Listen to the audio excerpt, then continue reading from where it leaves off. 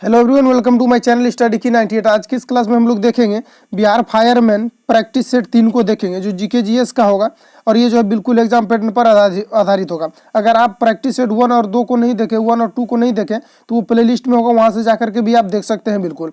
तो चलिए शुरू करते हैं। पहला प्रश्न कुछ इस प्रकार से है। अगर आप हमारे चैनल पर पहली बार हैं तो चैनल को सब्सक्राइब कर लेंगे और बेल आइकन को प्रेस कर लेंगे, तो जब भी मैं वीडियो अपलोड करूँगा तो सीधे आप तक नोटिफिकेशन जाएगा और आप आसानी से प्रैक्टिस सेट को कर पाएंगे। तो यहाँ पर देखिए पहला सेट कुछ इस प्रकार से है कि ऋग्वेद में सबसे पवित्र नदी का जिक्र किया गया था। किस पवित्र नदी का जो है ऋग्वेद में सबसे पवित्र किस ऋग्वेद में सबसे पवित्र नदी का जो है जिक्र किया गया था, वो कौन सी नदी है? जो ऑप्शन नंबर ए स्पंज के लिए यहाँ पर सही हो जाएगा, सरस्वती नदी के बारे में जिक्र किया गया था। ऑप्शन नंबर ए स्पंज के लिए यहाँ पर सही हो जाएगा। और इसे नदियों में श्रेष्ठ एवं नदियों का माता भी कहा गया है, किसको? सरस्वती को। ऑप्शन नंबर ए स्पंज के लिए यहाँ पर सही हो जाएगा। नेक्स्ट प्रश्न कुछ इस प्रकार से आगे बढ़ते हैं। मरुद्वीप किससे संबंधित है? तो ये रेगिस्तान से संबंधित है। ऑप्शन नंबर डी स्पंज के लिए यहाँ पर सही हो जाएगा। रेगिस्तान के मध्य में जो हरे भरे क्षेत्र होते हैं उसको मरुद्वीप कहा जाता है, या तो उसको आप नखलिस्तान भी बोल सकते हैं, नखलिस्तान भी उसको आप बोल सकते हैं। ठीक है, इसको आप नखलिस्तान भी बोल सकते हैं। रेगिस्तान को क्या ये जो है रेगिस्तान के मध्य में जो हमारे हरे भरे क्षेत्र होते हैं उसको क्या बोलते हैं? मरुद्वीप बोलते हैं, या तो उसको आप क्या बोल सकते हैं? नखलिस्तान भी बोल सकते हैं। ऑप्शन नंबर डी स्पंज के लिए यहाँ पर से हो जाएगा कि मरुद्वीप के जो है मरुद्वीप किससे संबंधित है? तो ये किससे हो जाएगा? रेगिस्तान में। रेगिस्तान के जो बीच में हरे भरे क्षेत्र होते हैं उसको क्या बोलते हैं? मरुद्वीप बोलते हैं। ऑप्शन नंबर डी स्पंज के लिए यहाँ पर आपका सही हो जाएगा। चलिए नेक्स्ट प्रश्न आगे बढ़ते हैं। नेक्स्ट है गेटवे ऑफ इंडिया का निर्माण कब हुआ था, ये आपको यहाँ पर बताना। तो गेटवे ऑफ इंडिया का निर्माण कब हुआ था? तो ये 1911 में हुआ था। ऑप्शन नंबर ए स्पंज के लिए यहाँ पर से हो जाएगा। इसका जो निर्माण करवाया गया था वो ब्रिटिश किंग एवं जॉर्ज क्वीन जो है क्वीन मेरी के स्वागत में करवाया गया था। किसके स्वागत में किया गया था? ब्रिटिश किंग जॉर्ज एवं क्वीन मेरी के स्वागत में इसका जो निर्माण करवाया गया था। कब किया गया था? 1911 में इसका निर्माण करवाया गया था गेटवे ऑफ इंडिया का। ठीक है, ऑप्शन नंबर ए स्पंज के लिए यहाँ पर आपका सही हो जाएगा। नेक्स्ट प्रश्न आगे बढ़ते हैं। देश की आर्थिक प्रगति का निर्धारण करने के लिए यानी निर्धारित किसके आधार पर किया जाता है? तो ये जो है किया जाता है देश की प्रति व्यक्ति की आय में वृद्धि के लिए किया जाता है। क्योंकि प्रति व्यक्ति का जो भी आय है अगर उसको आवंटन किया जाए तो यहाँ पर क्या हो जाएगा कि देश की आर्थिक स्थिति जो है वो पता चल जाएगा। ऑप्शन नंबर ए स्पंज के लिए यहाँ पर आपका सही हो जाएगा। नेक्स्ट प्रश्न आगे बढ़ते हैं। निम्नलिखित में से किस दिन विश्व जल दिवस के रूप में मनाया जाता है, ये आपको यहाँ पर बताना है। तो ये जो है प्रत्येक वर्ष 22 मार्च को मनाया जाता है, जो है विश्व जल दिवस के रूप में मनाया जाता है। कब मनाया जाता है? ये 22 मार्च को जो है प्रत्येक वर्ष मनाया जाता है। नेक्स्ट पर 6 नंबर, पाक जलडमरू से नज़दीक कौन सा स्टेट है, ये आपको यहाँ पर बताना है। पाक जलडमरू से कौन सा स्टेट जो है यहाँ सबसे नज़दीक है, ये आपको यहाँ पर बताना है। तो पाक जलडमरू से जो है आपका तमिलनाडु सबसे नज़दीक हो जाएगा। ऑप्शन नंबर 20 पंच के लिए यहाँ पर सही हो जाएगा। और ये जो पाक जलडमरू जो है ये मन्नार की खाड़ी एवं बंगाल की खाड़ी के मध्य, कहाँ है? मन्नार की खाड़ी एवं बंगाल की खाड़ी के मध्य, जो तमिलनाडु से काफी नियर है, नजदीक है। ऑप्शन नंबर 20 पंच के लिए यहाँ पर सही हो जाएगा। नेक्स्ट पास आगे बढ़ते हैं। सबसे लंबे लिखित संविधान वाला देश कौन सा है? तो ये अपना भारत है। ऑप्शन नंबर ए पंच के लिए यहाँ पर सही हो जाएगा कि भारत जो है सबसे लंबे लिखित संविधान वाला देश। ऑप्शन नंबर ए पंच के लिए यहाँ पर सही हो जाएगा। नेक्स्ट पास आगे बढ़ते हैं। जुलाई 1950 में अधिक यहाँ पर देखिए, यहाँ पर टाइपिंग मिस्टेक है। जुलाई 1950 में अधिक वन लगाओ अभियान शुरुआत जो है किसने की थी? यहाँ पर वन होगा तो यहाँ पर किसने किया था? तो ये किया गया था के.एम. मुंशी के द्वारा किया गया था। ऑप्शन नंबर 20 पंच के लिए यहाँ पर आपका सही हो जाएगा। ठीक है, चलिए नेक्स्ट पंच आगे बढ़ते हैं। किस वर्ष मैसूर का नाम बदलकर कर्नाटक कर दिया गया? अच्छा, कर्नाटक का कैपिटल क्या है? बेंगलुरु। और ये जो बेंगलुरु का है कर्नाटक में है, उसी के बारे में कहा जा रहा है कि किस वर्ष मैसूर का नाम बदलकर कर्नाटक कर दिया गया है, ये आपको यहाँ पर बताना है। तो ये कब कर दिया गया? 1973 में, 1973 में कर दिया गया है। मैसूर से क्या किया गया है? मैसूर से क्या किया गया है? कर्नाटक किया गया है। जब राज्य पुनर्गठन हुआ था तब इसका जो है नामांकन किया गया था। अच्छा, राज्य का पुनर्गठन कौन कर सकता है, यानी राज्य को कौन जो है राज्य को कौन तोड़ सकता है और कौन जो फिर उसको अलग अलग स्टेट में बांट सकता है? तो वो कौन कर सकता है? भारत के संसद द्वारा किया जाता है। अगर दो राज्य में अगर कहीं भी विवाद हो जाता है तो उसको सुलझाने का कौन काम करता है? सुप्रीम कोर्ट के द्वारा किया जाता है। और यहाँ पर आपसे पूछा जा रहा है किस वर्ष मैसूर का नाम बदलकर कर्नाटक किया गया था? तो 1973 में किया गया था, जब राज्य का पुनर्गठन हुआ था। और राज्य का पुनर्गठन किसके द्वारा किया जाता है? तो भारतीय संसद के द्वारा किया जाता है। ऑप्शन नंबर 30 के लिए यहाँ पर सही हो जाएगा। नेक्स्ट पर आगे बढ़ते हैं। यूरोप से भारत के लिए समुद्री रास्ते की खोज जो है इसको किसने किया था, ये आपको यहाँ पर बताना है। तो इसको जो है वास्को डी गामा ने किया था। ऑप्शन नंबर 20 के लिए सही हो जाएगा। और ये जो है 22 मई 1498 को ये जो है जापान से चलकर जो है भारत में ये मालाबार तट पर पहुंचे थे। कहाँ पर पहुंचे थे? जापान से चलकर ये भारत के मालाबार तट पर, यूरोप से चलकर ये जो मालाबार तट पर ये पहुंचे थे। कब? वास्को डी गामा 1498 में, 27 मई 1498 को ये जो है भारत पहुंचे थे। तो यहाँ पर पूछा जा रहा है यूरोप से भारत समुद्री मार्ग की खोज किसने किया था? तो वास्को डी गामा ने। ऑप्शन नंबर 20 प्रश्न के लिए यहाँ पर सही हो जाएगा। नेक्स्ट प्रश्न है, प्रथम विश्व युद्ध निम्नलिखित अवधि में लड़ा गया था। कब लड़ा गया था यहाँ पर आपको ये बताना है। तो ये 1400 जो है 1914 से 1918 के बीच लड़ा गया था। ऑप्शन नंबर ए प्रश्न के लिए यहाँ पर आपका सही हो जाएगा। नेक्स्ट प्रश्न आगे बढ़ते हैं। 12 नंबर, किण्वन क्या है? यहाँ पर आपको ये बताना है। तो किण्वन जो है एक प्रकार का क्या है? जैविक उत्प्रेरक है, जिसमें एंजाइम इन्वर्टेज और जाइमेज होता है, जो कि क्या करता है? बड़े बड़े यौगिक को तोड़ करके छोटे छोटे अणुओं में विखंडित कर देता है। तो उसको हम लोग क्या बोलते हैं? किण्वन बोलते हैं। और उसमें कौन सा जैविक होता है? इन्वर्टेज और जाइमेज होता है। तो इसमें क्या हम कहेंगे कि जैविक उत्प्रेरण होता है। जैसे कि हम मान लेते हैं कि चीनी जैसे है C12 H22 और O11 चीनी है। तो इसमें हम क्या करेंगे? ख्वाज जिसको बोलते हैं। तो इसमें क्या करेंगे? अगर इसमें हम एंजाइम के द्वारा इसको तोड़ेंगे तो यहाँ पर क्या बन जाएगा? C6H12O6 C6H12O6 बन जाएगा, जिसको हम फिर तोड़ेंगे तो क्या बन जाएगा? आपका एथेनॉल बन जाएगा। तो उस प्रकार से जब हम तोड़ते हैं तो उसको किसके द्वारा? इन्वर्टेज और जाइमेज के द्वारा तोड़ते हैं। लेकिन यहाँ आपसे क्या कह रहा है कि किण्वन में यहाँ पर भी क्या होता है? किण्वन होता है। तो वही यहाँ पर पूछा जा रहा है किण्वन क्या है? तो एक क्या है? जैविक उत्प्रेरक है। ऑप्शन नंबर डी स्पंज के लिए यहाँ पर आपका सही हो जाएगा। नेक्स्ट प्रश्न आगे बढ़ते हैं। एथिल फुट रोग किससे होता है? यहाँ पर आपको ये बताना है। ठीक है, तो एथिल फुट किससे होता है? ये फंगस से होता है। ऑप्शन नंबर 20 प्रश्न के लिए यहाँ पर आपका सही हो जाएगा। नेक्स्ट प्रश्न है, सूर्य के रासायनिक मिश्रण में हाइड्रोजन का प्रतिशत कितना होता है? यहाँ पर आपको ये बताना है कि सूर्य के रासायनिक मिश्रण में हाइड्रोजन का प्रतिशत कितना होता है। यहाँ पर आपसे ये पूछा जाए तो हाइड्रोजन प्रतिशत की अगर हम बात करें तो ये 71% होता है। और अगर हम हीलियम की बात करें कि हीलियम कितना होता है, ये तो आपका होता है 26.5% होता है। उसके बाद अन्य की अगर हम बात करें, अन्य गैस जो होता है वो 2.5% आपका होता है। टोटल 100% पूछ जाएगा। तो यहाँ पर पूछा जा रहा है सूर्य के रासायनिक मिश्रण में हाइड्रोजन का कितना प्रतिशत होता है? तो सबसे ज्यादा हाइड्रोजन का होता है। ऑप्शन नंबर रिस्पॉन्स के लिए यहाँ पर सही हो जाएगा, 71% होता है। ठीक है, चलिए नेक्स्ट प्रश्न आगे बढ़ते हैं। राज्यसभा की बैठकों की अध्यक्षता डैश करता है? कौन करता है? तो राज्यसभा की बैठकों की अध्यक्षता जो है ये किसके द्वारा किया जाता है? यहाँ पर आपको ये बताना है। तो ये जो उपराष्ट्रपति के द्वारा किया जाता है। किसके द्वारा? उपराष्ट्रपति के द्वारा राज्यसभा की बैठकों की अध्यक्षता की जाती है। ऑप्शन नंबर 20 प्रश्न के लिए यहाँ पर आपका सही हो जाएगा। नेक्स्ट प्रश्न है, बिहार में रामेश्वर की पहाड़ी किस जिले में स्थित है? ये आपको यहाँ पर बताना है कि बिहार में रामेश्वर की पहाड़ी जो है ये किस जिले में स्थित है? तो ये कहाँ है? ये चंपारण में स्थित है। ऑप्शन नंबर 30 प्रश्न के लिए यहाँ पर सही हो जाएगा। अगर हम बात करें चंपारण में जो है कितने, चंपारण में जिले जो है 3 भाग में बटा हुआ है। किसमें? तो हिमालय पर्वत पहाड़ी और रामेश्वर और जो है डॉन पहाड़ी में बटा हुआ है। ठीक है, तो ऑप्शन नंबर 30 प्रश्न के लिए यहाँ पर सही हो जाएगा कि रामेश्वर पहाड़ी कहाँ है? तो ये चंपारण में स्थित है। ऑप्शन नंबर 30 प्रश्न के लिए यहाँ पर सही हो जाएगा। नेक्स्ट प्रश्न कुछ इस प्रकार से है, भारत में उच्च न्यायालयों की कुल कितनी संख्या है? ये आपको यहाँ पर बताना है कि भारत में उच्च न्यायालयों की कुल कितनी संख्या है। तो वर्तमान में भारत में अभी जो है ये जो है 24 उच्च न्यायालयों की संख्या है। ऑप्शन नंबर डी स्पंज के लिए यहाँ पर सही हो जाएगा। क्योंकि 2013 में इससे पहले कम था। जब 2013 में त्रिपुरा, मेघालय और मिजोरम को मिलाया गया तब टोटल अभी कितना हो गया है? 24 यानी 24 हो गया है उच्च न्यायालय। ऑप्शन नंबर डी स्पंज के लिए यहाँ पर सही हो जाएगा।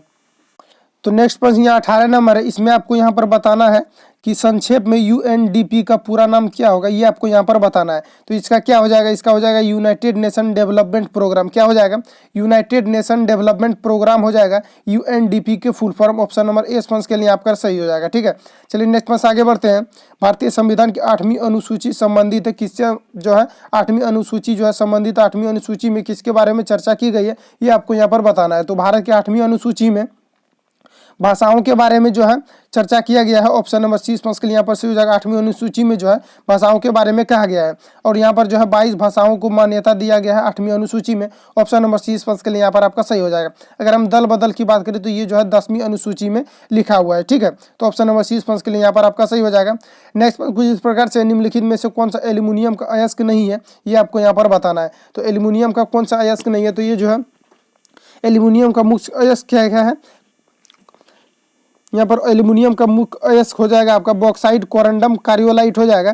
और यहाँ पर हो जाएगा बॉक्साइट। एक होता है एल्यूमिनियम का अयस्क होता है आपका फेल्डस्पर होता है और उसके बाद बॉक्साइट भी होता है, लेकिन एजुराइट जो है ये एल्यूमिनियम का अयस्क नहीं होता है। ऑप्शन नंबर डी स्पंज के लिए यहाँ पर सही हो जाएगा कि एल्यूमिनियम का यहाँ पर पूछा जा रहा है कौन सा अयस्क नहीं है, तो ऑप्शन नंबर डी स्पंज के लिए यहाँ पर सही हो जाएगा। एजुराइट जो है ये एल्यूमिनियम का अयस्क नहीं है। चलिए नेक्स्ट प्रश्न आगे बढ़ते हैं।